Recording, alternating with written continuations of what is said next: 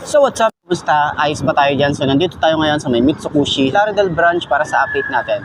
At ngayong 2025, merong nilabas na bagong unit si Keyway. Ito yung Keyway Icon 125i. So tara, alamin natin yung presyo niya at yung specification nito kung sulit nga ba ngayong 2025. Tara, samahan niyo ako. Ayos na ayos yan. I got big dreams, I'ma do big things. Yeah, you see me on the big screen, looking so clean. I don't move slow, I move fast, right past anybody taking life for granted. Yeah, that's too bad. I'd be grateful for everything that I have. You only got this life, you don't get it back. Make the most of it, become the best that I can. Everybody look at me, I got a plan. You gotta work hard, play hard, do it from the start. Cause how you do anything is everything is art. Stay consistent and do it every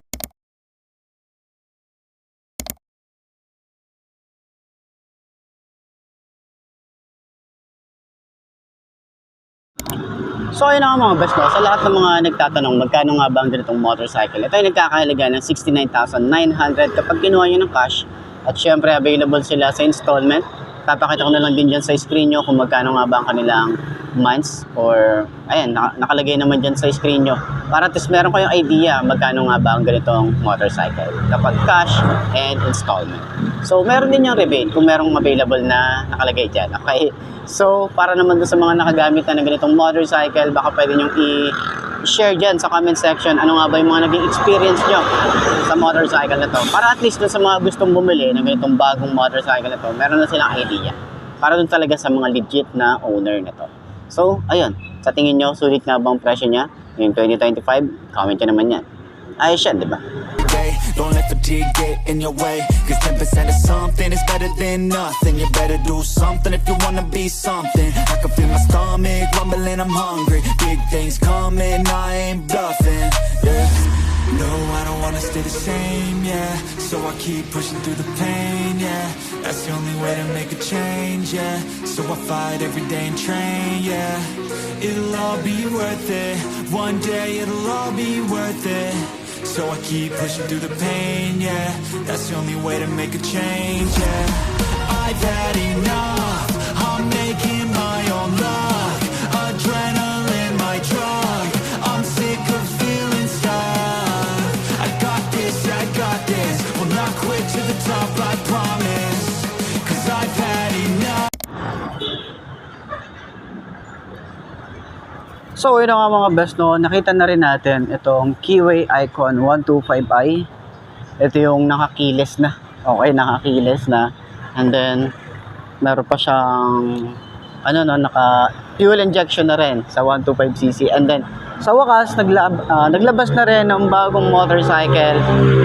Itong si Keyway. Medyo matagal silang nanahimik sa paglalabas ng motorcycle kasi halos kadalasan na nakikita natin puro si Euromotor. Yung talagang ang daming nilabas ngayong 2025. Makikita naman natin yan sa mga previous vlog natin, mga talagang naunang vlog, and then meron pa silang launching, di ba? Pero at least ito, tahimik na lumabas itong si Icon 125i ng Keyway. Okay, so tingnan natin ito ang ating height sa mga gustong bumili ng mga ganitong motorcycle.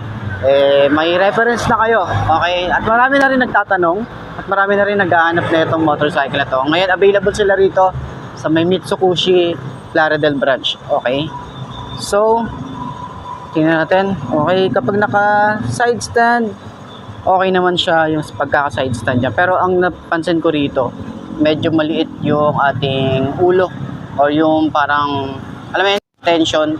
Kung maganda, mas pa siya, mas malapad pa sana siya. Pero yun nga, 5'2" ang ating height, and then malawak din yung ating rito, gulay board. Yun yung kagandahan din dito, ang lawak ng gulay board natin. Tapos pansin natin dito, hindi ganun kalambot yung ating upuan, medyo matigas, no? Pag pinisil naman natin siya, medyo matigas pa rin talaga. Yan lang yung magiging comment natin dito. Pero siguro katagalan, kapag nasanay ka naman, masasanay ka rin din siguro yung puwet mo rito. Ayan, yung ating upuan. Yun lang naman yung napansin natin. Pero yung itsura natin kapag nagra-rides, ganyan. Yung OBR natin, malawak din yung ating OBR. So mga pang siguro to, no? Mga kasing laki siya, kung nagtatanong kayo, kasing laki siya ng Easy 125. okay, ng Euromotor. Pero parang mas bulky siyang tingnan sa harap. Mukha siyang click tingnan doon sa harap. Pero yun na nga, ganyan yung itsura natin. Tingkayad, pero hindi hirap tayo, no? Manageable naman. Kaya naman natin i-manage to, i-maneuver.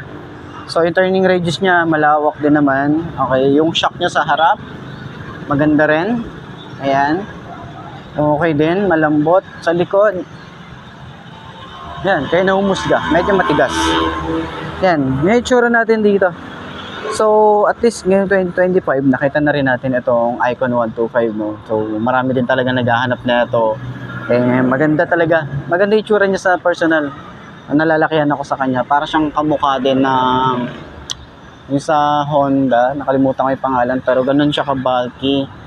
Yung parang or sabihin na natin yung katulad ng Jet 4 RX. Okay, ganun yung datingan niya. Ganun din siya kalaki. So, ayan. So, puntaan nyo na lang dito sa may Mitsubishi Plaridel para dun sa mga gustong magpa-reserve na to or pwede nyo silang kontakan sa Facebook page nila. Meron din sila available na page para rekta na kayo sa kanila mag-inquire or pwede nyo naman lang kontakin para at least ma-assist ko kayo. Okay? So, ayan. Center stand natin para malaman natin kung magaan siyang i-center stand. Maganda. Ayos. Ay, okay lang yan, okay lang. So, yun nga, ngayong 2025, ayan, pakikita na natin, walk around na natin para at least dun sa mga gusto at willing talagang bumili ng ganitong motorcycle. Meron kayong pagbabasehan, at least pag pumunta kayo sa mga branch, meron na kayong idea kung ano nga ba itsura niya, ano nga ba yung pinaka-specs na ito, okay, pinaka-design niya. So, tara, ikutan na natin, ayos na ayos yan.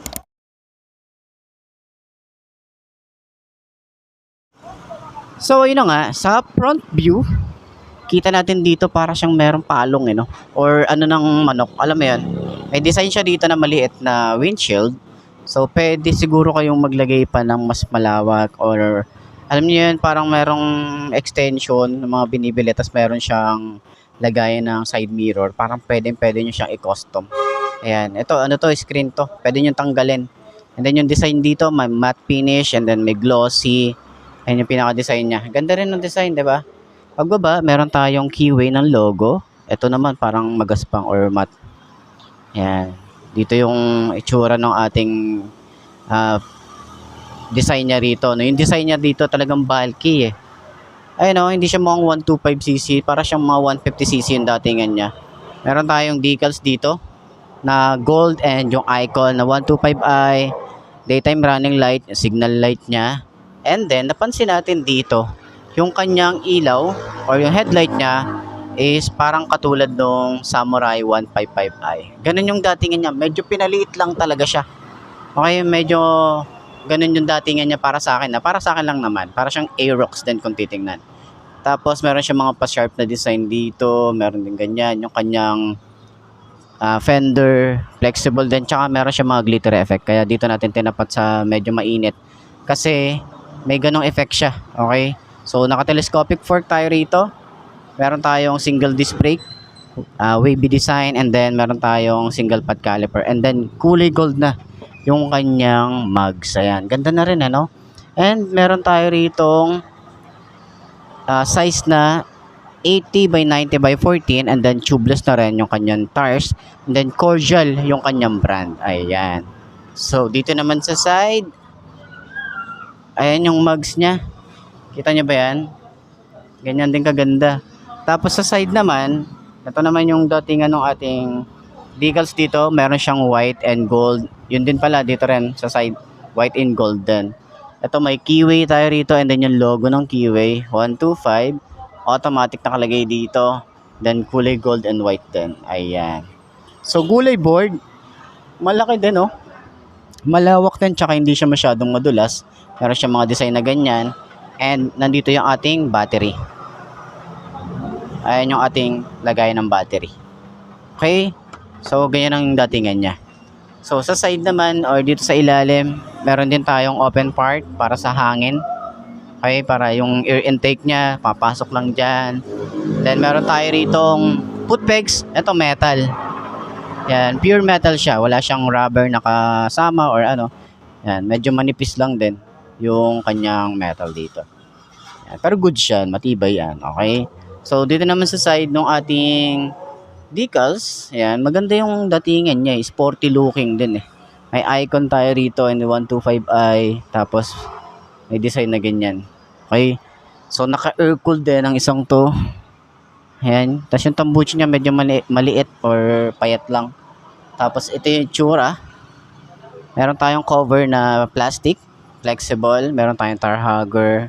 Sa ilalim, meron tayong harang na goma para sa mga talsik ng putek. Yun yung kagandahan dito kasi mahirap talagang linisan kapag sobrang natatalsikan or napuputikan yung loob, di ba? Ipe-pressure washer pa natin, baka meron tayong maapektuhan pa ng mga wiring dun sa loob. Ayan.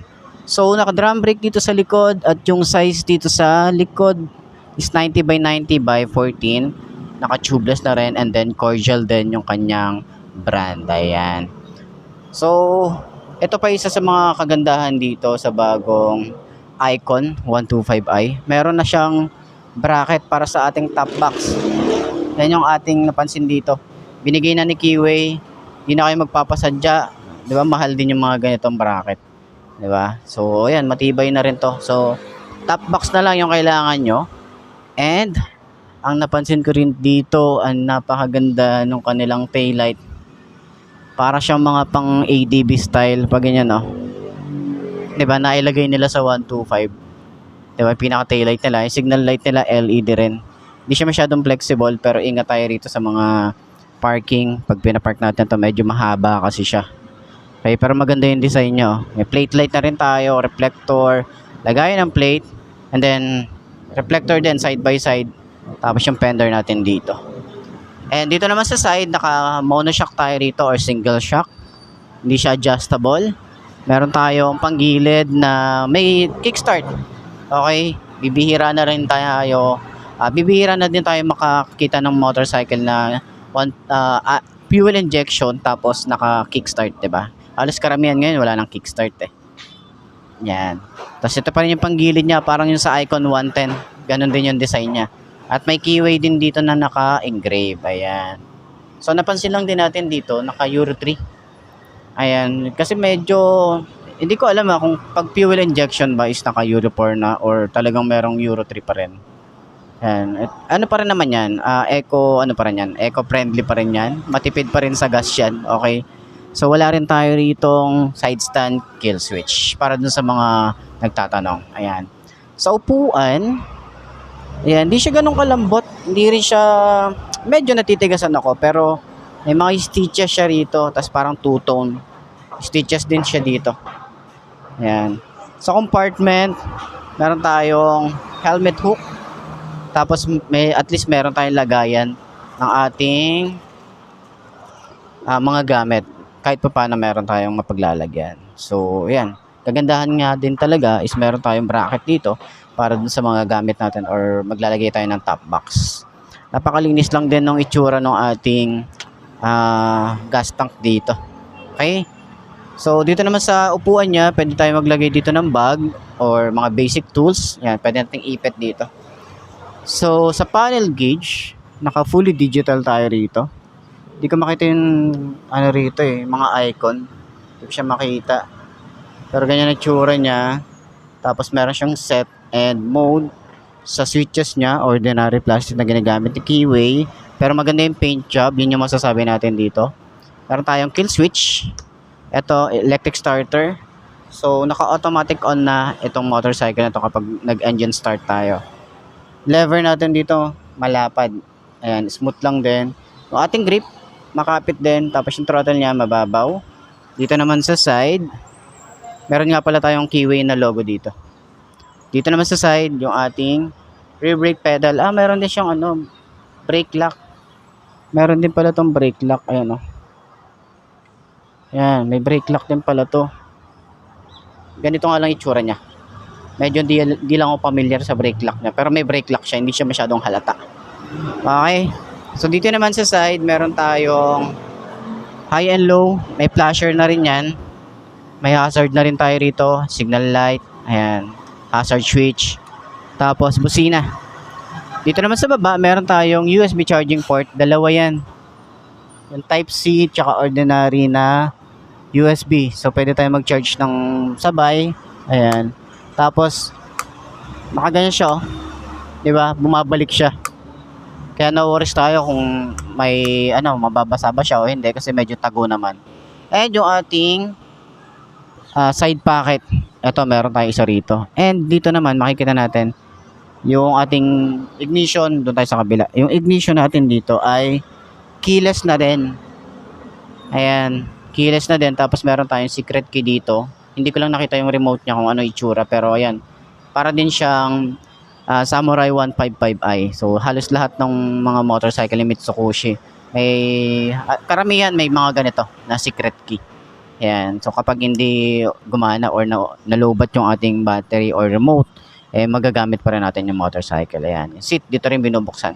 Tatapat nyo lang sa seat, open nyo lang. And then meron tayong utility hook. Ayan. So, ayan, para dun sa mga gustong kumuha ng ganitong motorcycle, available po si Mitsubishi Pulilan, si Plaridel, tsaka si Pulilan, meron ako nakita doon. Pero ayan, available po sila rito ng isang unit ng kulay black. So, tingnan natin pa yung iba pang mga kulay na ito para at least ma-update ko kayo ano nga ba yung mga available pa na color para at least alam nyo. Okay? So, puntahan nyo na lang. Ayos na ayos yan.